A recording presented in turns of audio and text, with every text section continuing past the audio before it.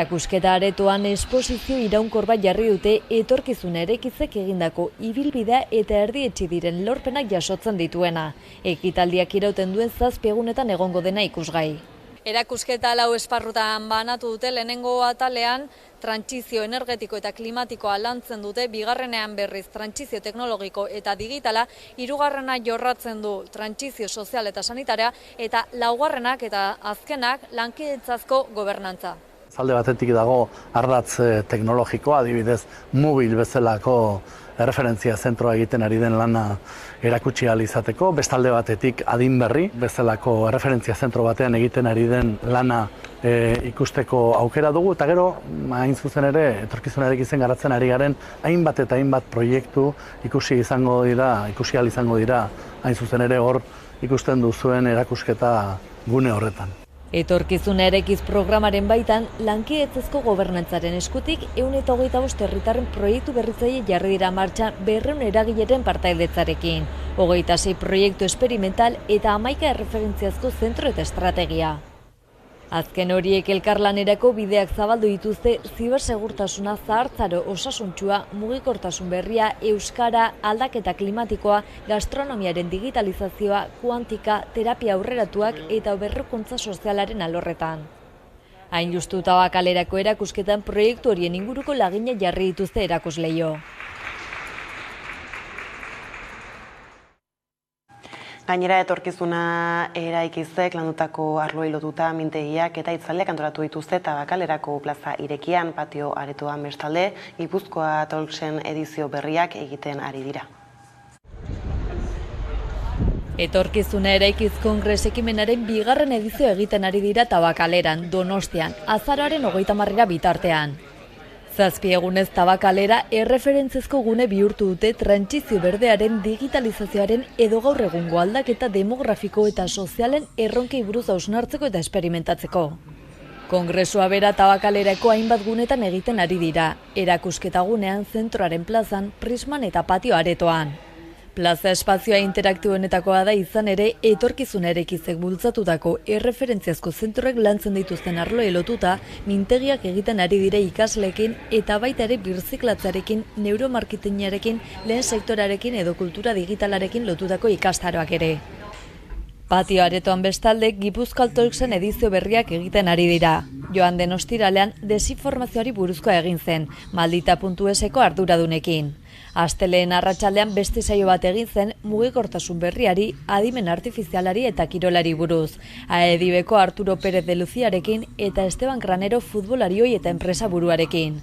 Astearteko biltzarrean lehen mailako parte hartzaileek ere parte hartu zuten. Anton Kostas ekonomialariak inaugurazio hitzaldia eskaini zuen. Atsedenaldiaren ondoren, trantsizio demografikoari, trantsizio teknologiko digitalari eta trantsizio berdeari buruzko 3 hilabete elkarrizketa egin ziren. Bertan parte hartu zuten Maite Peña diputatuak, Josu Gago agintzariko zuzendariak, Eba Salaberria Donostiako udaleko transbertsalitate arduradunak, Javier Larrañaga diputatuak, Ana Insausti Mubileko zuzendariak, Roman Oros Multiverseko sortzaileak, Jose Ignacio Asensio diputatuak eta Antxon Olabe Espainiako Gobernuko Trantsizio Ekologikoko Ministerioko aholkulariak.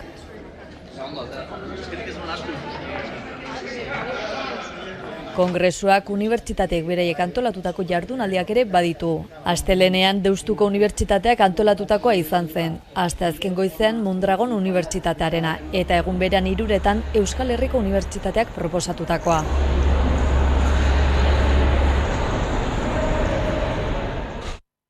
Politikarloko bestelako kontuei helduta, PSren eta PSNren zuzendaritzek bilera egin dute asteartean Eneko Andueza, PSeko idazkari nagusia eta Maria Txibiten Nafarroako lehendakaria buru izanik, eta aukera baliatu dute bi alderdien artean dauden lotura estuak nabarmentzeko.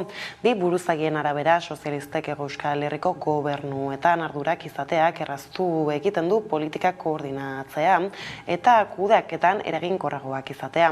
Esan dutenez, sozialistak ongizatearen eta suspertze ekonomikoaren berme dira. Kogobernantza eta eskerreko politikak ziurgabetasunaren aurrean sozialistok jarraitu nahi dugun bidea.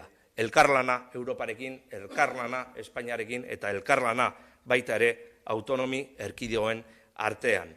Elkarlana eta kogobernantza bebai interes komunak dituzten hirien artean. Jone Belarra buru den gizarte eskubideen eta Agenda 2030 ministerioak ondutako familien legeak beste arrakala bat eragin du Espainiako gobernuko bi bazkideen artean. Ministroen kontseiluak gaur zen onartzekoan familia aniztasunaren eta familiei laguntzeko legearen proiektuan, baina atzo gauerdian Moncloatik jakinarazi zuten gaur zutela araua onartuko, PSOEren eta Unidas Podemosen arteko desadostasunak tarteko atzo ez dutela onartuko barkatu. Belarraren ministerioak ondutako proiektuak zaintzan jartzen du arreta eta familia eredu ezberdinak kontuan hartzen ditu. Lege horrek jasotzen du besteak beste 5 eguneko baimen ordainduak ematea langilei hurbileko senideak zaintzeko eta haurrak zaintzeko baimenak zabaltzea. Proiektuaren atzerapenak hautsak arrotu ditu atzera gobernu barruan eta legea oztopatzea leporatu dio Unidas Podemosek PSOEri. Koalizio morearen iturriek salatu dute sozialistak gabe ari zaizkiela oztopak jartzen familien eskubideak zabaldu nahi dituen legeari. Legea atzeratzea leporatu dio Belarrak PSOEri, sare sozialetan jarri duen bideoan salatu du sozialistek ulertezinak diren argudioekin ari direla proiektua oztopatzen.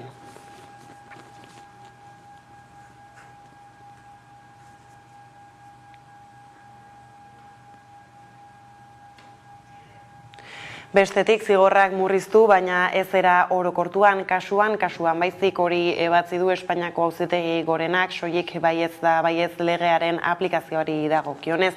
Arandina auziaren barruan egin du lege berriaren interpretazio hori. Magistratuek 9 urteko kartzelaldia ezarri diete auzipetutako bi gizonei 2017an adingabe bat bortxatzea egotzita. Fiskaltzak 10 urteko zigorra eskatua zuen, baina soilik baietz da baietz legeari helduta urtebetez murriztu diete espetxean eman beharreko denbora. Espainiako Auzitegi Gorenak soilik baietz da baietz legearen gaineko interpretazioa egiten duen lehen aldia da.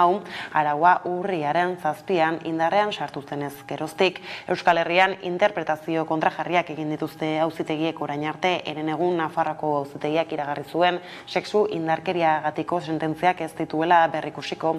Ez da zigorrak murriztuko ere, soilik baietz da baietz legearen parametro bertsuetan baldin badaude. Aurreko astean berriz Bizkaiko probintzia auzitegiak erabaki zuen legeak eragina izan dezakeen espediente guztiak banan-banan berrikusiko dituela. Gipuzkoako probintzia auzitegiak ez zidamu erabakiko du auziaz. Jake Sabe berri iztendu da Bart 82 urte zituela. Ipar Euskal Herrian pertsonaia ezaguna izan da, bai politikan eta bai kultura arloan izan duen jardunagatik. Mugimendu abertzalearen bultzatzaile eta erreferente nagusietako bat izan da urteetan. Abertzalen batasuneko bozeramaile, Enbata aldizkariaren zuzendari eta Oldarra dantza taldearen buru izan zen besteak beste.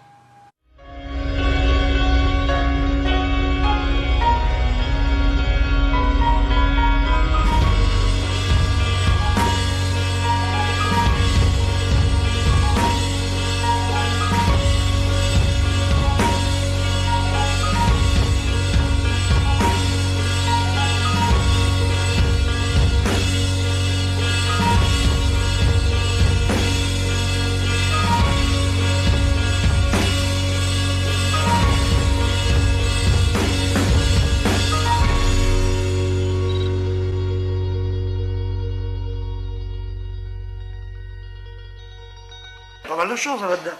Il faut qu'on vous copie, parce que c'est long. Horrez gain, aurten 19 urte bete dira Sara Fernandez iruindarra euskal presoei ezarri zaien urruntze politikaren ondorioz hil zenetik. Hiriko patorria den San Saturnino egunarekin batera gogoratu zuten atzo, eta oraindik politika hori ez dela guztiz ezabatu nabarmendu zuten.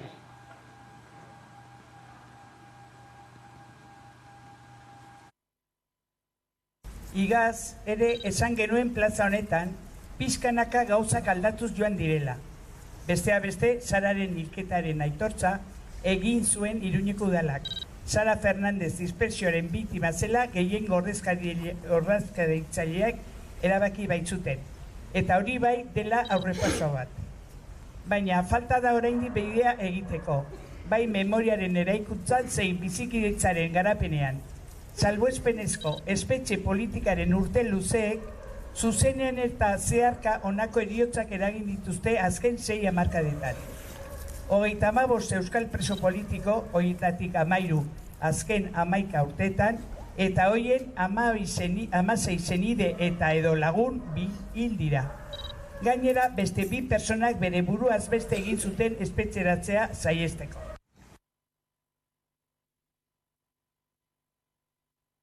Urruntze politika aipatuta horren aurka egin eta presoen etxeratzea aldarrikatzeko bueltan da 40 minuturrok jaialdia. Lerroburuetan esan bezala jaialdirako sarrerak jada eskuragarri daude, 20 euroren truke sarean eta Durangoko azokak irauten duen artean abenduaren 7-tik 11 zuzen ere, herridenan ere eskuratu halko dira Durango. Bertan, euskal preso, errefuxiatu eta ieslariei elkartasuna adierazteaz batera Durangon puntako musikariak biltzen dituen festa, otsailaren 25ean izango da Landako gunean.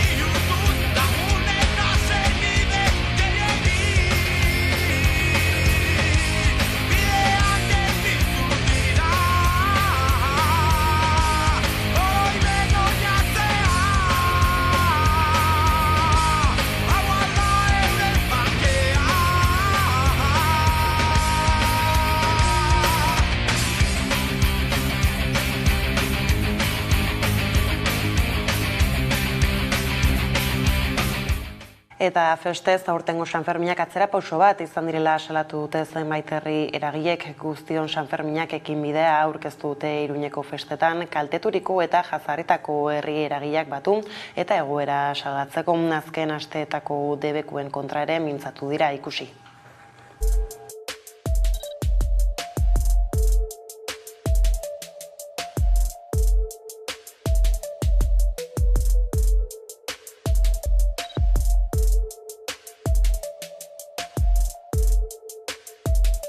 Mahai gainean jartzeko udalak kontatu nahi digun Sanferminen errelatoaren gainean beste errelato bat uste dugulako Sanferminen balorazioa etzela izan bat ere positiboa. Horren aurrean guk aldarrikatu nahi duguna da 2023ko Sanferminak antolatzen hasi diren honetan beharrezkoa dela guztion Sanfermin batzuk aldarrikatzea, guztiontzako espazioa egongo den Sanfermin batzuk eta kultur arloan bestalde, FNAKek joko antifasista bat zentzuratu du eskuin muturrak eskatuta Polizia Nazionaleko komisarioen sindikatuak eta Lepenen alderdiko hainbat hautetxik sare sozialetan argitaraturiko mezuen ostean antifamai jokoa erretiratzea erabaki du kateak.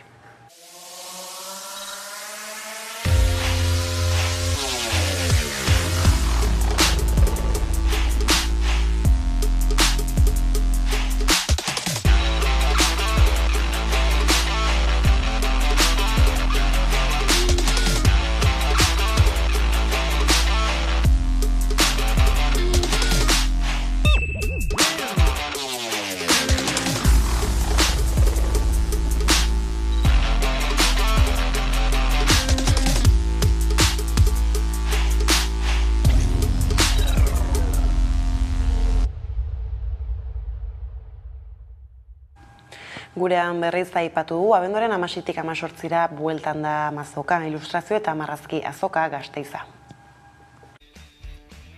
Arropa ilustratua, bitziak, zeramika, eskuz margotutako zapatillak, adabakiak, posterrak, agendak, egutegiak eta beste hainbat lan aurkituko ditugu Mazokaren 8. edizioan. Marrazki eta ilustrazio azokak 40 mazokalari bilduko ditu aurten, gehienak emakumeak, eta euren lanak edizio mugatuan egindakoak hain zuzen ere ikusgai jarriko dituzte. 2019tik azoka ez da antolatu pandemiaren eraginez, eta antolatzaileek eta parte hartzaileak gogoz hartu dute aurtengo edizioa. Mazokalarien artean gehienak emakumeak dira, izan ere edizio honetako kartelak emakumeek egindakoak dira. Besteak beste, Inge Konde da aurtengo kartelaren egilea. Depósito de aguas, nuestro espacio para los puestos, para esos puestos expositivos que tienen las Masocalaris, que efectivamente son mayoría, porque somos mayoría en el sector y porque Masoca además hace especial incidencia y presta especial atención a contratar mujeres y a visibilizar el trabajo de las mujeres. Por eso también todos nuestros carteles también están hechos por mujeres euskaldunas y en este caso además por la apuesta de que sean ex-Masocalaris. Gainera, azokaz gain ostiraletik igandera marrazkiarekin, grafiarekin eta musikarekin lotutako jarduera osagarri asko antolatu dituzte. Hala nola tailerrak, jam sesioak, konferentziak eta abesti jolasak. Horrekin batera txikienentzako jarduera asko ere antolatu ditu Masokak. Eta Gasteizen mugitu gabe esan dugu ere Ertzainak taldeak kontzertu berezia eskainiko du azkenengo kantaldi legez Gasteizen eta gaur jarri dituzte sarrerak salgai. 2019an Garik eta Josuk eskaini zituzten kontzertuek izugarrizko eragina izan zuten. Ertzainak taldearen jarraitzaile asko hainbeste urteren ondoren berriz aitormena ozen abestu zuten. Pandemiak eten zituen kontzertuak eta orain bueltan daude Gari, Josu eta Txanpin. Orain bai agur esateko, abenduaren 16an eta 17an beken izango dira eta azkeneko emanaldia Gasteizen izango da. Urduri, ez? Gasteizen izan da urduri ez nuke esango ez. Ez azken finean gure irian gare eta guretzat importantea da egun horri olako amaiera borobil bat ematea, egitea, gauzatzea eta horretan sartzen gara gure indar guztiak. Nahi dugu Euskararen festa bat izatea, nahi dugu 80 hamarkadan bizi izandako mugimendu sozial, artistiko, potente hori baitaren nolabait eskutik ekarri, ez? Egun horretara eta gehien bat partekatzea emozioak danon artean.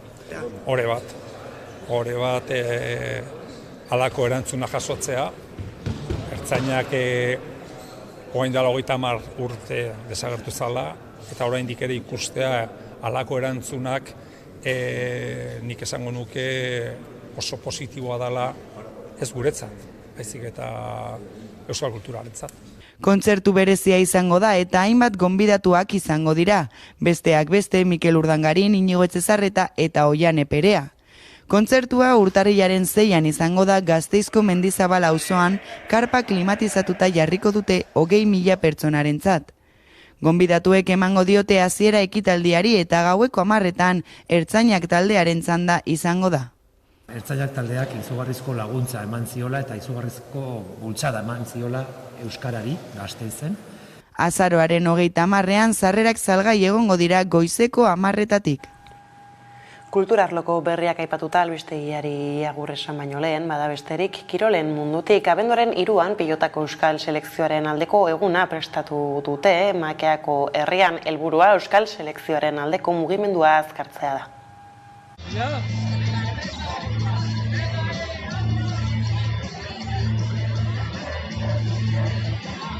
Utzi dezatela inposaketaren bidea eta errespetat dezatela kolektiboki, nazionodura eta individualki euskal pilotari gisa dagokigun eskubidea eta behingoz, onak dezatela Euskal Pilota Federazioa bazkide gisa beste nazio bat bezala.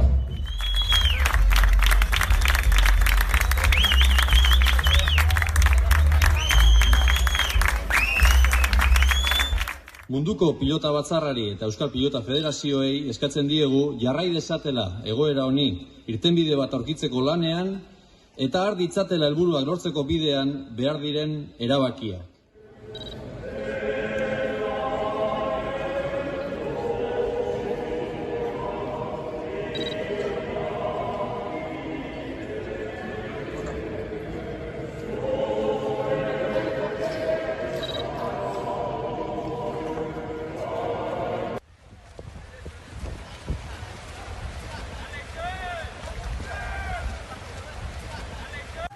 Bada, asteazkeneko kontuak hauek direlarik iritsi gara albistegiaren bukaerara gaurkoan, emakumeekin elkarteko lagunei magazinean eginiko elkarrezketarekin agurtuko zaituztegu enpresa munduan lan egiten duten emakumeen errealitatea hizpide hartuta, beraz honekin.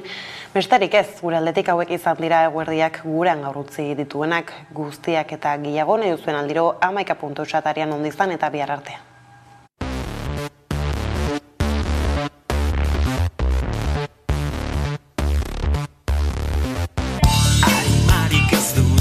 Gizakiak, isla eta itzalik gabeak, zukutuko dizkizute barruak, zuke aiatan beraiena.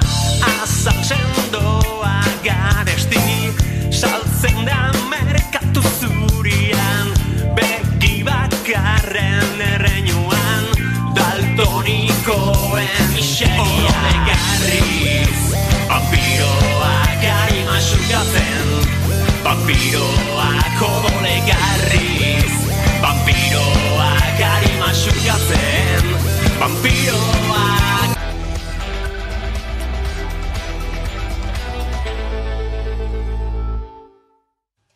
Eta egunero bezala, eguneko elkarrizketariatea irekiko diogu eta horretarako gaurkoan emakumeekin egitasmoari buruz hitz egingo dugu, hain zuzen ere emakumeekin zaien premiak azalderatzen dituen manifestu bat aurkeztu berri dute erako Donostian, horri buruz luze arituko gara, eta baita ere dokumentuan aipatzen duten herrialde berdintzaileago, kohesionatuago, lehiakorrago eta jasangarriagoa erakitzeko eskaerari buruz, hain zuzen ere emakume ekintzaileei buruz arituko gara ordu erdi honetan, eta horretarako gaurkoan gurekin ditugu alde batetik Izaskun Rama, eguerdion, lehendakari ordea, eta baita ere Miren Lauzirika presidentea, eguerdion. Bueno, nondik sortzen da? Zein beharretatik sortzen da emakumeekin? Emakumeekin sortu zen alde batetik emakume ekintzaileak guk bagenituela alderdi batzuk ikusita, beldurrak eta horrelako barne muga batzuk ez genituela identifikatzen, haien nondik norakoa, eta nahi genuen emakumeon artean hitz egin, eta konturatu nor arte generoaren pisuak horretan oztopo bilakatzen ziren. Eta bestalde ere, sortzaileetako batzuek ere lagundu izan dute beste persona ekintzaileei enpresa sortzerako orduan, eta hor ikusi zituzten alde desberdinkeriak edo ez bakarrik desberdintasunak, baizik eta desberdinkeria batzuk emakume eta gizonen artean. Eta bi behar horiek begiratuta horri ikusi zen, zegoela hor utxune bat, genero ikuspegia txertatu behar zela ekintzailetzan. Izan ere, nolako da, enpresaren mundua ez, emakumeentzat? Tradizionalki gizonena izan da, enpresa mundua. Egia da, apurka-apurka gauzak aldatzen ari direla. Baina, azkenean, enpresa ereduaren narratiban eta ekintzailitzaren narratiban oraindik gero eta diru gehiago lortzen baduzu hobeto, gero eta handiagoa egiten baduzu enpresa hobeto, eta orduan, olako gauzak oraindik ikusten ditugu, ezta. Egia da ekintzailearen perfila edo saltzen digutena azkenean dirua lortzearena edo ordutegi malguak izatea, beti hori 24 ordu 7 egun egotea lanean, eta olako gauzek esaten direla oraindik, ez da. Noski, diskurtso horiek bat egiten dute ez, edo talka egiten dute genero ikuspuntuarekin, zaintzaren alorrarekin, eta luze batekin, ez ez. Genero ikuspegia txertatzearen beharra, aipatu duzu lehentxeago ere, ekintzailetzan, hain zuzen ere, nolako eragina du genero ikuspuntuak ekintzailetzan? Alde batetik, ez gaituzte zitu ekintzaile izatera, emakume hoi. Ez gaituzte zitu. Ipuinetan, pelikuletan, imaginario guzti horretan, ez dago emakume ekintzaileen figura asko edo anitzak. Eta horrek baita ere, barnetik, faltan botatzen ditugu hor erreferenteak edo ereduak, ez dago eredurik, ez da? Bai, adibidez, gizarte arloan zelan sozializatu gaituzte emakumeei, gero, konformismoan ibiltzeko, ekimenik ez izateko, eta, gero gauza horiek guztiak gure ekintzailetza prozesuan eragin handia dauka. Ez dakite, autokonfiantza lantzeko ere hori oso garrantzitsua da. Baina pizkanaka behintzat aldatzen ari da hori, nola ikusten duzue? Aldatzen ari da, eta baita ere feminismoak azkenengo urteetan eman dituen aurrera pausoei esker, egia da, gaur egun behintzat ulertu egiten dela nolabait genero ikuspegi horrek ere eragina daukala ez bakarrik bestelako alorretan, baizik eta ekintzailetzan ere, ematen du ekintzailetza nola zuk zeuk asmatu dezakezun zure lana, zuk zeuk jarri zure lan baldintzak, ematen du hor lurralde guztiz libre bat dela, non hor zuk egin dezakezun zuk nahi duzuna, ezta? Baina gero esperientziak eta datuek esaten dute nolabait hor badaudela bai barne mugak eta bai kanpo mugak ere. Bai bankuek jartzen dituzten oztopoak edo galderak emakume hori egiten dizkigutenak, ez da, konfiantza falta gure inguruan ez dago hainbesteko konfiantzarik edo badaude hor aurreritziak nolabait. Zer nolakoak dira aurreritzi horiek aipatu duzu, ez da? Bankuetan edo emakume izateagatik agian gizonezkoei egiten ez dizkieten galdera eta iruzkinak jasan behar dituzuela, zer nolakoak izaten dira? Bai, azkenean da, kuestionatzea nolabait gure figura ematen du gure ekintzailetza izan behar dela gizonaren soldatarekiko laguntza txiki bat, eroderazio zer jostagarria edo nolabait ez dela serio hartzen. Hori bai konturatzen gara, hori oraindik ere gertatzen dela, ez gaituztela aintzat hartzen edo ez dutela hain serio hartzen azkenean aurreiritzi horiek eta estereotipo horiek oraindik ere existitzen direlako, ez da? Eta ematen du, gizona izan behar dela, etxera dirua eramaten duen hori, eta gu egon behar garela hor horren inguruan orbitatzen, ez da? Eta, bai, oraindik ere existitzen da aurreiritzi pila bat. Horiek aurreiritziak proiektua hasi baino lehentxeago, baina behin proiektua martxan jarrita, zenolako oztopoi aurre egin behar izaten dizkiote emakume ekintzaileek? Gu emakumeekin elkartean asko egiten dugulan alde horretan eta saiatzen gara bakoitzak bere eredua sortzea, bere lidergo estiloa eraikitzea edo merkataritza ekimenak lantzea. Ez ditugu beste eredu edo tradizionalean manden eredua hartu behar, ez da bakoitzak berea eraiki behar du. Esango zenukete gaur egun alde handia dagoela, zenolako proiektuak, zenolako ideiak sortzen dituzten gizonezkoek eta emakumezkoek ekintzailetzan? Ideiak eta aniztasuna badago, baina egia da, aurtengo datuetan, ja ikusten dugu Arabako, Bizkaiko eta Gipuzkoako datuetan kopuruan, nahiko datu parekatuak daudela. Baina oraindik ere desberdintasunak daudela, eta adibidez, ez dakite daturen matearren, gizonek enpresa bat martxan jartzerakoan, 30.000 euro dute enpresa jartzeko, eta emakumeok 16.000. Orduan hor ja ikusten dugu hasieratik desberdintasun handia dagoela. Besterik gabe, bai egia da, ematen dela horrelako parekotasunaren irudi bat, baina baita ere, zertarako parekotasun hori portzentaian bada, baina gero, diru kopuruan gu ez baldin badaude baldintza berdinetan edo irabaziak ez baldin badira berdinak, baina baita ere ez baldin baditugu datuak, horren inguruan zaila izango da oztopo horiei aurre egitea, ez da. Aipatzen duzu, ez da, lehen inbertsiorako kantitateak ere desberdinak direla, nondik etorri daiteke hori izan ere, soldatarrakala egon badago horretik ez, agian izan daiteke horren ondorioetako bat? Ziurrenik, ze haiek garapen ekonomirako tresna gehiago dituzte eta diru gehiago daukate, baina soldatarrakala gertatzen da kanpoan egiten baduzu lan, baina uste dugu ere autonomoentzat eta ekintzaileentzat ere hor dagoela soldatarrakala. Ez da eteten, ez? Ez da eteten arrakala hori ekintzailetzarekin ere? Ez, gainera da hori egin dugun eskaera bat, gure manifestuan, Euskal Administrazioari eskatu diogu, hori datu horiek jakin nahi ditugula, jakin nahi dugu zenbat kotizatzen duen emakume ekintzaile bat, eta zenbat fakturatzen duen, eta zenbat fakturatzen duen gizon bat. Hori jakin nahi dugu. Kota espezifiko bat, ez, da eskatzen duzuena ere emakumeentzat?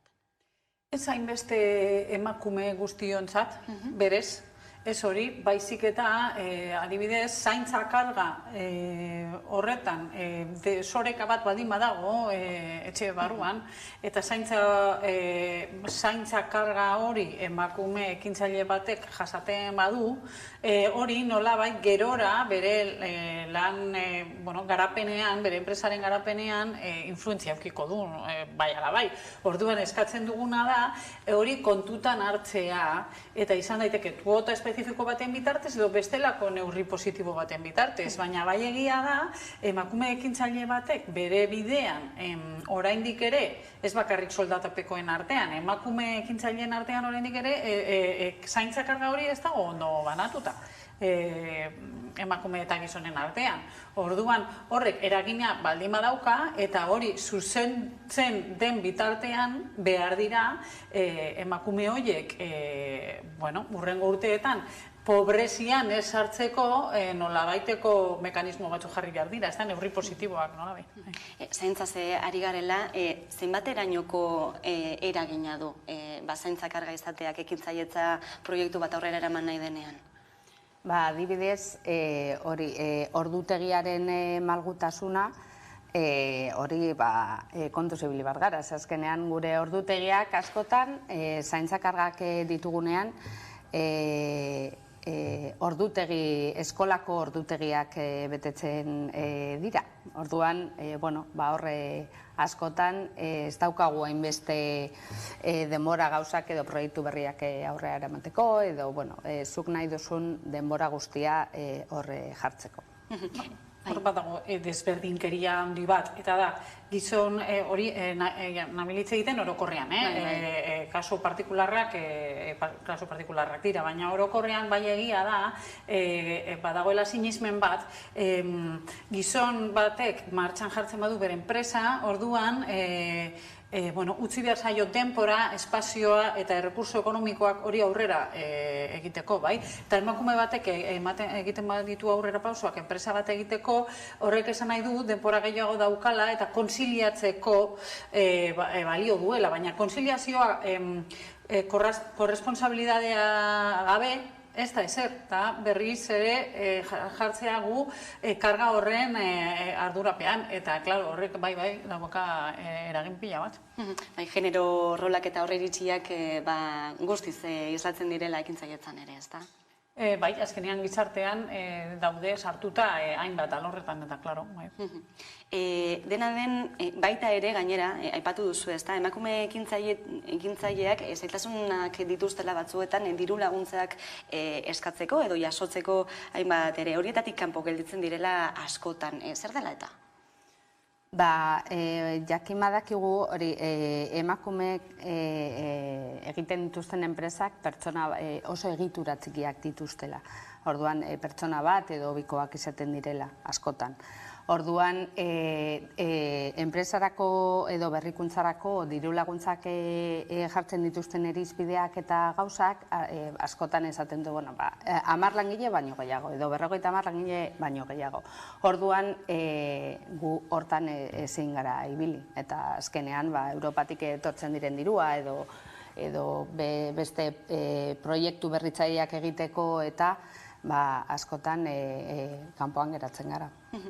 Aipatu dugu, ezta, hitz egiten ari garen guztia plazaratu duzuela manifestu batean, berriki Donostian, orain legebiltzarreko alderdiekin ari zaretela honi buruz hitz egiten, ez dakit dagoeneko hasi dituzuen bilerak?